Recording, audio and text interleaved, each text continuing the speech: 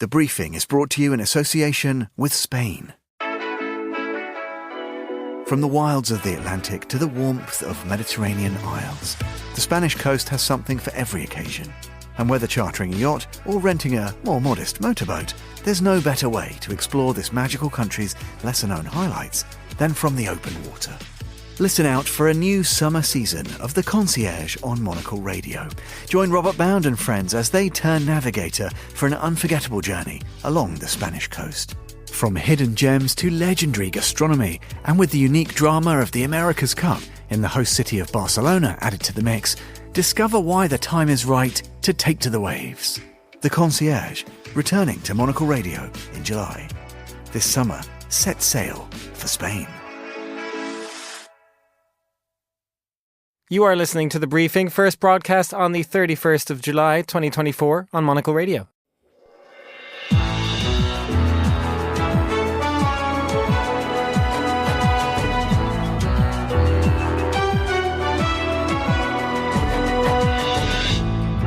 Hello and welcome to The Briefing, broadcasting to you live from Studio One here at Midori House in London. I'm Georgina Godwin. Coming up on today's programme, Iran's Supreme Leader Ali Khamenei has said avenging Hamas leader Ismail Haniyeh's assassination is Tehran's duty because it occurred in the Iranian capital. After that... Well, Donald, I do hope you'll reconsider to meet me on the debate stage. Because as the saying goes, if you've got something to say, say it to my face. We'll have a roundup of the latest US elections news. We'll look at the Chinese Olympic doping scandal, and staying with the Olympics, we'll join our team in Paris to hear a conversation with multiple medal-winning swimmer Allison Schmitt. To be able to be here and see other athletes and see them in that state of mind and in that moment is really cool to see, because I understand that hard work, it took them to get there. And now this is the pinnacle of what we've all dreamed of going for that gold medal. All that right here on The Briefing with me, Georgina Godwin.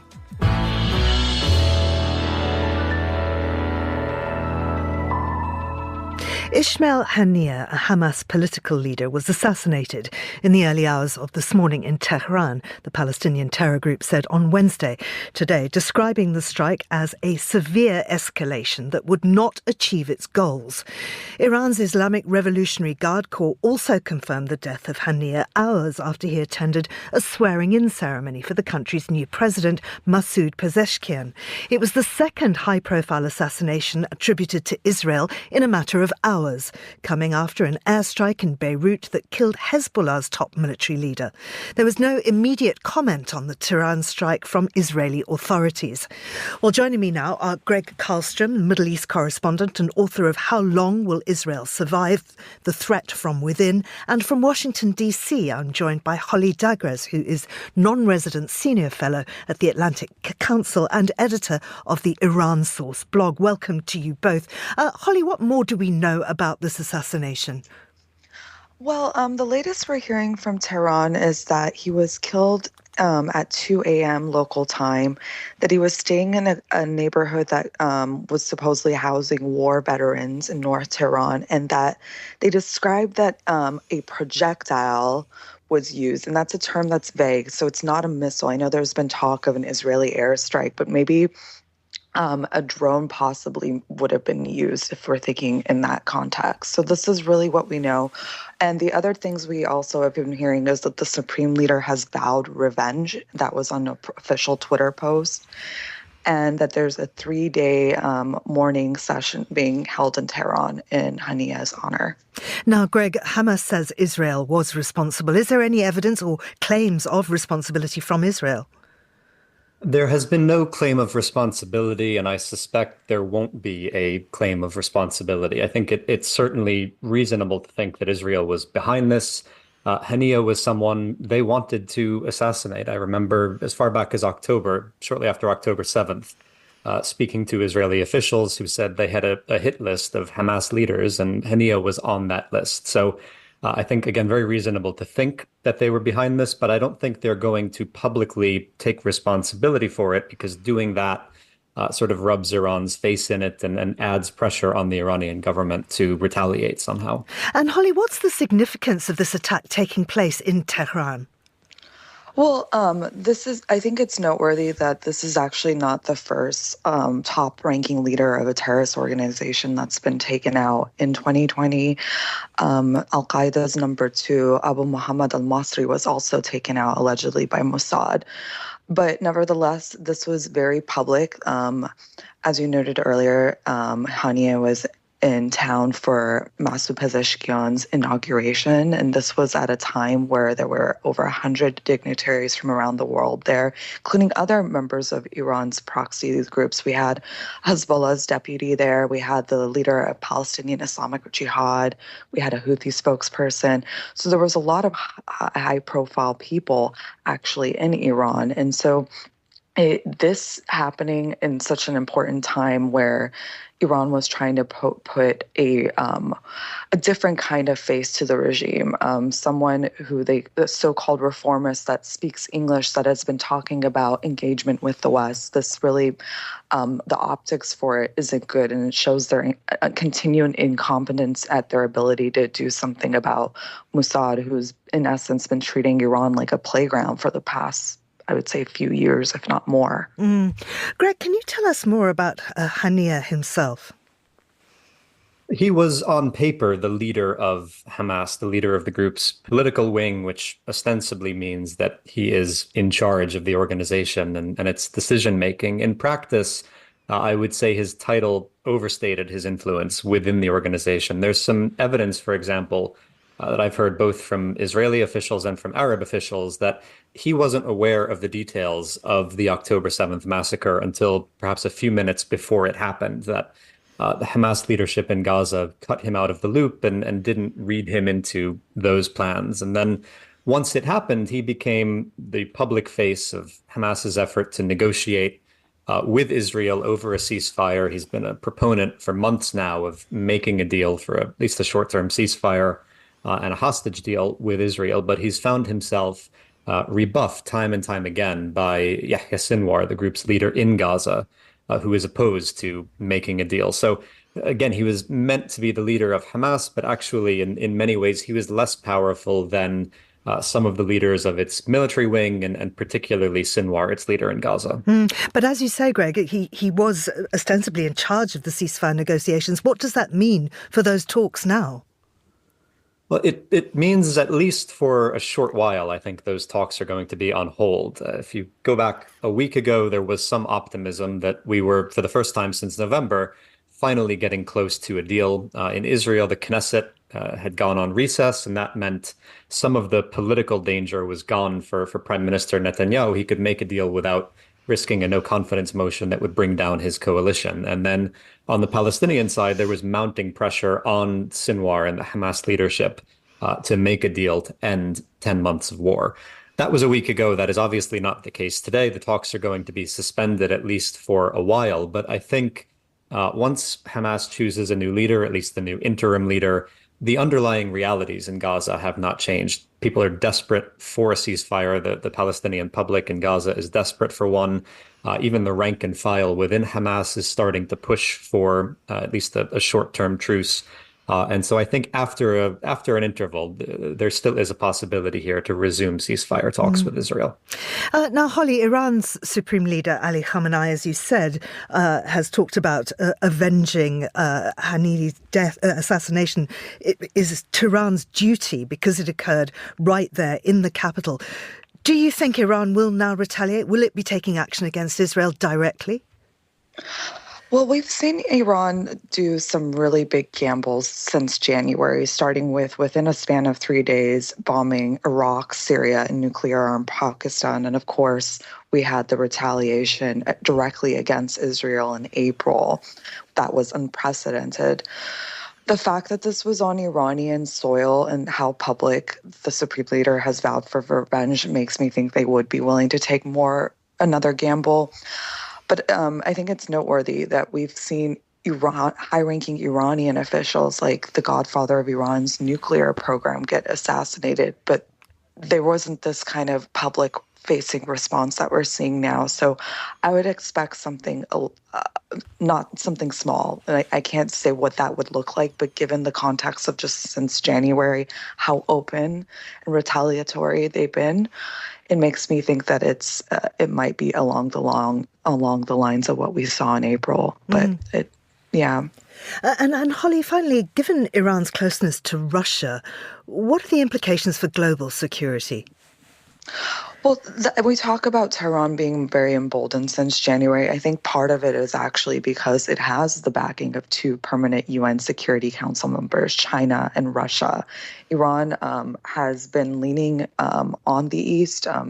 Before, with the signing of the JCPOA, it was looking westward. And after the U.S. withdrawal from the nuclear deal, they realized that they cannot rely on the West. So they've been looking east. And so I think that there is some comfort, there is a degree of comfort there that it has these two countries on its side to extent. And that's, I think, played a role in the way it's been responding in the past few months. Holly, thank you very much. Thanks also to Greg. So that was Greg Karlstrom and Iran expert Holly Dagres. Now, here's Henry Rees-Sheridan with the day's other news headlines. The acting Secret Service Director, Ronald Rowe, said he is ashamed of the security failings that led to the attempted assassination of Donald Trump on July 13th. Testifying on Capitol Hill, Rowe said the service mistakenly assumed the rooftop from which the gunman fired was covered by local officials. Alexander Lukashenko, the authoritarian leader of Belarus, has pardoned a German citizen who had been sentenced to death. Rico Krieger was arrested in October and had been accused of acting as a mercenary and of planting explosives. Lukashenko's intervention commutes Krieger's death sentence to a life sentence. The unusual path of the case has prompted speculation Belarus might be looking to release Mr. Krieger in a high-profile swap involving prisoners in both Germany and Russia, a close ally of Belarus. And Japan's rice stockpile has fallen to the lowest level this century. Private sector inventories of rice fell to 1.56 million tonnes in June, down 20% from a year earlier, and the lowest since 1999, when comparable data was first gathered. That's according to the Ministry of Agriculture, Forestry and Fisheries. It attributed the decrease to the high temperatures that hit crops in 2023, as well as demand from inbound visitors. Thank you very much, Henry. Now, joining me is Sarah Churchwell, who's Professor of American Literature at the University of London School of Advanced Study. She's here to look at what's happening on the US campaign trail. Sarah, very good to get you on the programme. Good afternoon to you. Hello. Kamala Harris gave a storming performance in Atlanta last night to a crowd of 10,000 people. What key points came out?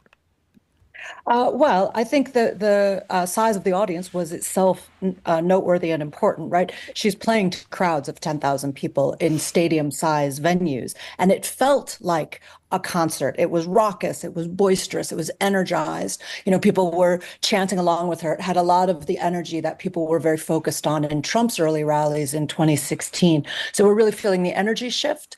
And that is one of the things she said, which I think is another, hallmark of her appearance last night, where she said the momentum is shifting and Donald Trump doesn't like it. And that's the kind of soundbite that I think, can play very well. And then the final thing is that she called him out on his pulling back from the debate that he had said he would do against Joe Biden. He's now withdrawn from that. And she basically taunted him. She said, whatever you have to say about me, because she pointed out that he and J.D. Vance have still been highly critical of her. But then she said, and yet they're afraid to or Donald Trump is afraid to see me on the stage. So she said, Donald, say it to my face. And again, I think that's going to play really, really well on, viral social media. Now, she'll be appearing in Philadelphia on Tuesday with her vice president. Who do we think that's likely to be? Well, I mean, there is intense speculation right now, and they've been very close-mouthed. So it's clear who the front runners are, and each of them has, as you might expect, pros and cons, which is one of the reasons why I think there's not a clear front runner. But they're all white men. And the 5 white men that that everybody says are in consideration, who are being vetted, who some of them are getting security details assigned to them, and that's always an indication that they're going up in the running. So the front runners are Josh Shapiro, who's the governor of Pennsylvania, Mark Kelly, who's a senator from Arizona. And of course, both Pennsylvania and Arizona are swing states. So there clearly is a consideration here about whether someone from a swing state might help deliver that state. Although it's worth saying historically, vice presidents have not necessarily delivered their home state. So it's definitely a question mark. Then there's Tim Walz from Minnesota, who's immensely popular on the left, Midwestern. He comes across as very strongly Midwestern, so there's a feeling that he would play well in the Rust Belt, and he's very popular.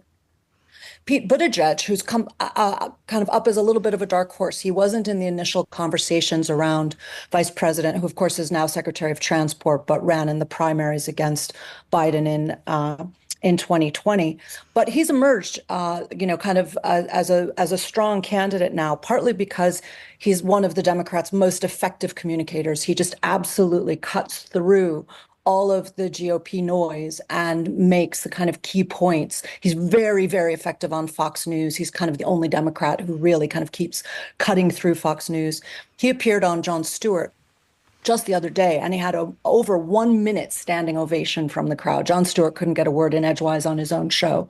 So Buttigieg is also one to watch. And then the final candidate is Andy Bashir, who most people in Britain and Europe haven't heard of, in my experience, but he is an immensely popular Democrat governor in Kentucky, which is Trump country, of course. So he's a very popular Democrat governor in a red state. He has a 67% approval rating, which is incredibly high, particularly in the polarized, sphere of American politics right now. And he's a Christian who's anti-authoritarian and supports individual rights. So he also, has a lot of reasons why he's, an interesting candidate. So those are the 5 who are in the running. I don't think anybody knows. Harris keeps saying she hasn't picked yet, and we have about a week to go before it's announced. Speaking of VPs, how's J.D. Vance working out for Trump? J.D. Vance is one of the best assets the Democrats currently have. He's utterly charmless. He cannot play to a crowd. Harris, we're feeling all of this energy coming out of the Harris crowds, as we were saying, and then you contrast that against Vance, who can't get a laugh out of his own audience. He can't get any kind of response from his supposed home crowd. And his positions are just hugely unpopular. He is, he's authoritarian. He has a history of making white nationalist statements. His position on reproductive freedom is reactionary, completely out of step with the majority of the American electorate. And of course, he's very weak on the mere fact of being able to be accused of hypocrisy, because he was himself quite a vocal critic of Donald Trump until recently. He compared Trump to Hitler. He said that he was a cynical asshole like Nixon. He called him America's OxyContin, right? He called him an opioid. And this is the man whose own mother was, an opioid addict. So there's a lot for the Democrats to use against J.D. Vance if they decide to, pull out the plug. So we will see. But I certainly think that the Trump campaign is showing signs of regretting this choice. Now, Trump made some extraordinary comments about Harris's dealings with foreign leaders. What does he mean? Well, first of all, I'm going to slightly disagree with you and say I don't think it is that extraordinary, because it's the kind of thing that Donald Trump says all the time. I agree with you. From anybody else, it would be extraordinary. He said that she won't be able to stand up to world leaders. And then he said, I don't want to say why, but a lot of people understand. In other words, a clear dog whistle that it's straight up misogyny. He's saying that women can't stand up to world leaders, but he wasn't going to come right out and say that. I mean, I think, again, the Harris campaign has all kinds of obvious comebacks to this. The first being that Donald Trump appears to be afraid to debate her. So if he's afraid to debate her, why won't other world leaders be afraid of her? But, you just mention Angela Merkel and Margaret Thatcher, and it's a ridiculous argument. But there is evidence that it was at least a partially successful case that they made against Hillary Clinton in 2016. So I think he's clutching at old straws here. These are, the Trump campaign has clearly been thrown by Biden's withdrawal. They don't know how to message against this strong Black woman without being accused of sexism or racism. And so because they don't really have another position, I mean, they could. There were things that they could do substantively, but that's not what they do, right? They always fall back on identity. And now they can't do that in the same way. So he's having to fall back on these awkward, misogynistic, pretending it's not misogynistic kinds of lines. And really, there you can feel them grasping for something that they can actually, try to criticize her for, because on substance, she just beats Trump into the ground, as anybody rational would conclude. So they're trying, as always, they're trying to cut through to their base with emotion rather than with fact or substance or reasoned arguments. And at the moment, the obvious one for them is sexism and racism, and yet that backfires so quickly that they've backed themselves into a very awkward position. And finally, the first ads of the campaign are out. How is Harris being defined? What does she want the American people to think she stands for? She is very clearly defining her campaign around being forward-looking, which has to be the right messaging, right? To associate Trump with everything regressive. And, that hits his age, that hits the fact of his, having been a former very unpopular president, that hits obviously all of the chaos and the divisiveness and the hatred and the violence that both happened during his presidency and, of course, notably afterwards, especially January 6th, but also their policies, the ways that their policies are reactionary, trying to get women back in the home, trying to keep women, barefoot and pregnant, trying to roll back protections on gay marriage, trying to roll back all kinds of progressive achievements that have been made. So the message is we're not going back. And of course, that plays beautifully into Kamala's own personal story, the fact that she is, in fact, as I've just been alluding to, the first Black female candidate for president in American history. That looks like the future. It feels like the future. And that message lands really, really well when it's coming from an energetic, young, comparatively young Black woman who's playing cool music at stadiums in Atlanta and is able to talk to people in a way that Trump simply can no longer do. And of course, Trump is increasingly incoherent. So for her to be able to stay on message and to present herself as the alternative to the rambling old white guy, and the Republicans had relied on their argument against incoherent old white guys. Well, now they're stuck with an incoherent old white guy, and Harris can say, this is the future, vote for the future, we're going forward, we're not going back. And so far, it's been remarkably effective. Sarah Churchwell, thank you very much indeed. This is The Briefing on Monocle Radio. Tune in to Monocle on Culture, where we grill our panel of critics to get the inside line on the best in the world of film, music, art, literature and more. It's just got this synth section that kind of makes you want to swing through the saloon doors straight to the dance floor. With industry insiders and the odd bit of reportage too, it's bound to keep the most discerning of culture vultures very well fed. Why'd You Come In Here Looking Like That is a song that is absolutely going to make you want to put on a pair of tight jeans and go boot scooting, even if it's just in your front room. Monocle on Culture, premiering Mondays at 2000 London time and available thereafter wherever you get your podcasts.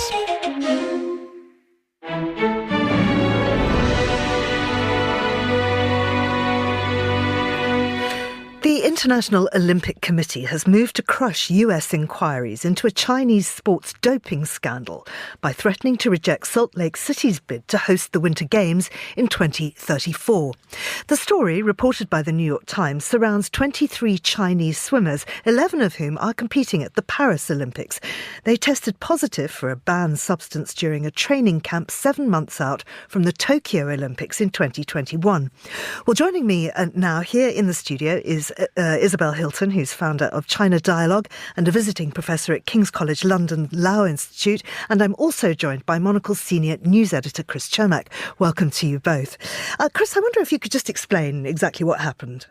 Well, there's a lot to catch you up on if we're going to explain this. But it does start, as you said, in 2021 when the World Anti-Doping Agency now admits that they were told about these positive tests from 23 Chinese swimmers, but essentially swept it under the rug at the time, accepting China's explanation for this, that these were essentially false positive tests, that this was something contaminated, and just taking that essentially at face value, not doing their own independent investigation. Fast forward to this year, if you will, the U.S. Department of Justice and the FBI have opened investigations this month into what happened here, essentially. And this is what sort of kicked off another round of this after reporting about these 23 swimmers came back in April from the New York Times. But it's really kind of kicked off this month, partly because of this investigation from the U.S. Justice Department, and then following on from that, exactly as you said, the fact that the IOC has reacted to this, taken the side of the World Anti-Doping Agency, and put pressure on the U.S. to stop these investigations, even going as far as to include language in Salt Lake City's accepted bid for the 2034 Winter Olympics, saying the U.S. Justice Department would have to drop its investigation if Salt Lake City were to be awarded those Olympic Games. And Isabel, what's China said about these athletes? Oh, it's athletes, of course, are clean and doping?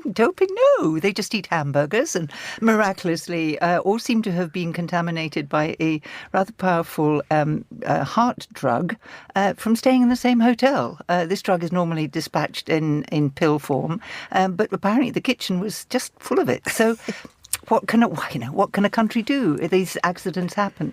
I mean, there is a bit of a backstory to Chinese doping. China wasn't a big sporting power and under Mao, but when China joined the world, it's like having a big film festival or a major airline. Being a big sporting power was kind of important. And when China started to build up its national sporting prowess, particularly with the swim team, they had advice from a former East German coach. You may recall that East Germany was notorious for state-sponsored doping. Not alone, but it was particularly high up. And anyway, perhaps as a result of this gentleman's ministrations, China went from sort of nowhere in the league tables in the 90s to leading them by quite a long way. This, at least the professionals who were not Chinese, felt was kind of unlikely by natural courses. And then, of course, there were repeated instances of people testing positive. Now, that's one thing. There is the element of the state-sponsored doping. It's not clear how far that continues, but it's very well known in China and written about by Chinese officials. The second thing is that China is not noted for its transparency about controversial things. Think back to COVID. When Australia suggested an international investigation of the origins of COVID, China responded not by opening the doors, but by sanctioning Australia, cutting off, imports, just punishing Australia for having the temerity to suggest that. The problem with that is that at this point about this topic, whatever China says is going to be treated skeptically because they don't tell the truth about things. They don't open processes up to international investigation, and they invite us to trust their word. And I mean, this is all happening 2 years ago, Chris. Why is it only coming to light now? Well, essentially for the intrepid reporting of the New York Times. They were the ones who first released stories on this back in April of the 23 swimmers. And that said, they've also released another story just this week about 2 more Chinese athletes, one who has been named to the Olympic team here in Paris that tested positive for a banned steroid in 2022. So they have been continuing to follow this story. That's really how it came to light and then led to these U.S. investigations. And then this week in particular, because Salt Lake City was awarded the Winter Olympics, that sort of brought it to light again further. You've also had in the U.S. just this week, U.S. lawmakers pushing back now on the International Olympic Committee, trying to strike down the investigation and essentially threatening to take away the funding of the World Anti-Doping Agency. The U.S. is the largest funder of WADA, about 3.7 million this year. And now lawmakers in the U.S., a bipartisan group, I should add, not just Republicans or Democrats, are saying they will put that funding on hold if this continues to spiral and the IOC tries to stop this investigation of of sort of the cooperation between WADA and China. But Isabel, I wonder why the International Olympic Committee's reacted in this way. Have they been put under huge pressure by China? That's the suspicion. I mean, China is, of course, a very big world power at this point. And it is becoming more and more difficult for institutions to resist the exercise of that power.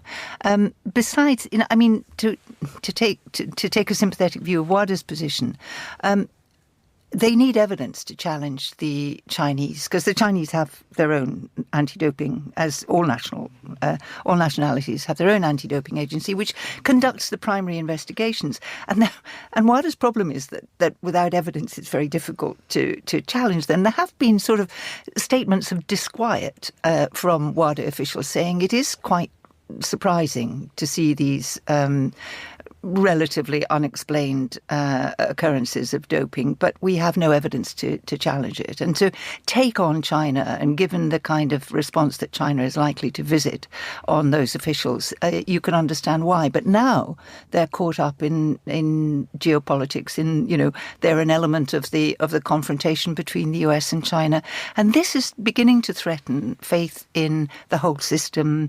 Other countries are saying, if China's going to get away with this, why should we compete? It's really quite threatening at this point. I mean, does WADA have any authority left? Well, that is the question. I think to jump off Isabel's point, I think what's interesting about this is the fact that on the one hand, yes, it's hard to go after China for WADA, given they don't necessarily have evidence. But as a result, they're now going at it with the United States, which is their biggest funder, and challenging their credibility here. They're also they're in a fight with the U.S. anti-doping agency, USADA, as well, which has had some pretty critical remarks of WADA and what's been happening here. So the fact that WADA is caught in the middle of this, yes, it is extremely damaging to their credibility. It could be damaging to their funding. They have admitted as much. They kind of have said they don't want to be caught up in this geopolitics, as they put it. But nonetheless, if they can't sort of pick a side almost here between these two superpowers, they are going to face a serious problem. They have admitted it to some degree, as Isabel was saying, also with this one suggestion that they do have this problem with contamination and sort of taking countries' words for it when it comes to whether certain tests have been contaminated, whether it's the burgers or something else that they kind of threw this back at the U.S. and said, well, you've kind of done this as well once or twice with some of your athletes and claimed that a test was okay. So they're sort of fighting back, but it is very tricky at this point for them to maintain that credibility. And finally, Isabel, I wonder how this is affecting the current Olympic Games and how much the Olympics really matter to China and its reputation. Oh, they matter enormously to China. If you remember when China hosted the Olympics back in 2012, 8. Forgive me, 8. I'm so sorry. As you see, I keenly follow this. Yeah, me too. That's why I was jumping in there. But it was a very big deal for China. It was, they rode a great wave of global publicity. Not all of it was favourable, because things like the the Tibet movement, rode along with their rather ambitious global torch relay, and that they got quite cross about. But it has become a kind of symbol of national eminence, the rise of China, the return of China, whatever you like.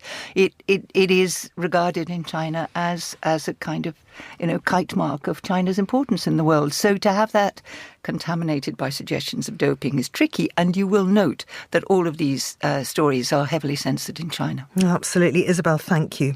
Isabel Hilton there, and also Monocle's Chris Chermak. This is The Briefing.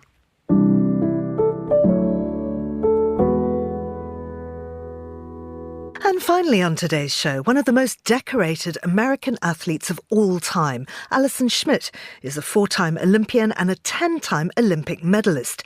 She's the current American record holder in the 200-metre freestyle, which she's held since 2009. Out of the pool, she's an avid mental health advocate, and she's committed to making a positive impact on the lives of others by using her athletic experiences to empower people to overcome personal battles. Well, earlier on our Olympic show, Monocle in Paris, Tom Webb had a chance to catch up with Allison. And he began by asking her what she was doing in the city now that she's on the spectator side rather than competing. Enjoying it, being a big cheerleader. Go Team USA.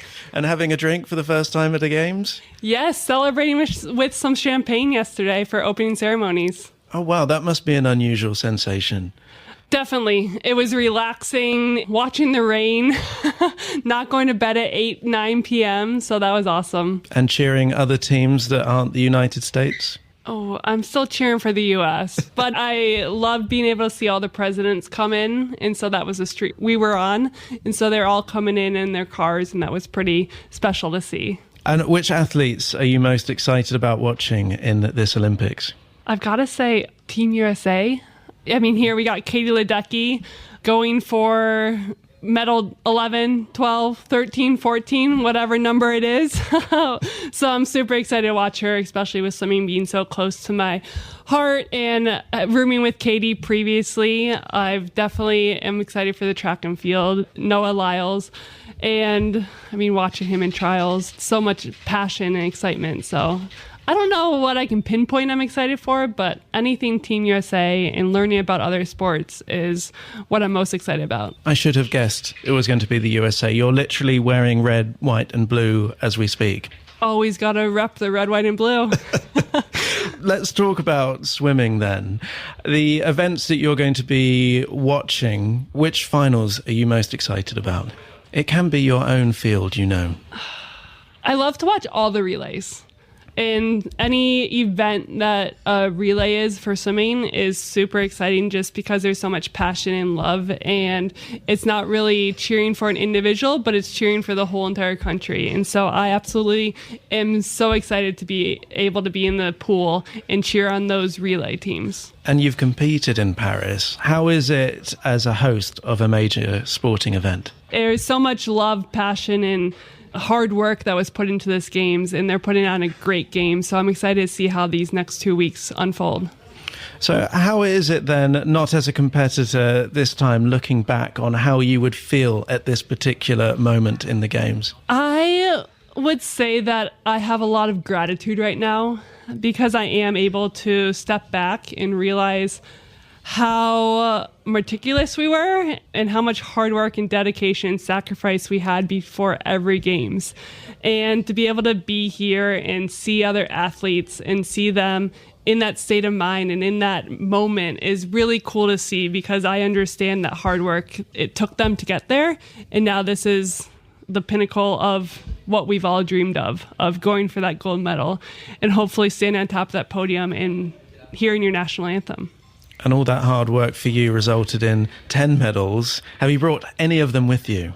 I don't have any with me. Do you have a favourite? Oh. The jade that's in the Beijing That medal? one is beautiful, but I wouldn't say that one's my favourite because it's a bronze. I would have to say gold is my favorite, gold everything, but each medal tells a story, and I'm a huge sucker for stories, and so each of those medals means something different to me, and so it's like picking a favorite child. I don't think you can pick a favorite child, so you're asking me to pick a favorite medal? I don't know if I can do that. There must be a medal with the weightiest story attached to it. Okay, so my gold in London 200 freestyle was the first gold medal, the fourth medal I ever received, and the third medal of that Olympic Games. And after I got the silver medal in the 400 freestyle 2 days prior to that, I looked at my coach and I said, well, I have a bronze and a silver. I might as well get the gold. So that one means a lot. So there we go. A favourite, perhaps, has been selected here on Monocle Radio. Finally, then, what are your hopes to get out your next week here in the city? I'm just ready to soak it in, experience the Olympics from another perspective, and really see what the whole Olympic Games experience is like from a spectator aspect, as a cheerleader aspect, and to be able to really soak it in and see all the different events and be able to enjoy it more, I guess. And that was Allison Schmitt in conversation with our Tom Webb. Monocle in Paris is being broadcast throughout the Olympics every day at 9 a.m. in Paris. That's 8 a.m. in London on Monocle Radio. And that's all for this edition of The Briefing, which was produced by Chris Chermak. Our researchers were Gunnar Grunlid and Sana Jamani, and our studio manager was Lily Austin. The Briefing is back tomorrow at the same time. I'm Georgina Godwin. Goodbye and thanks for listening.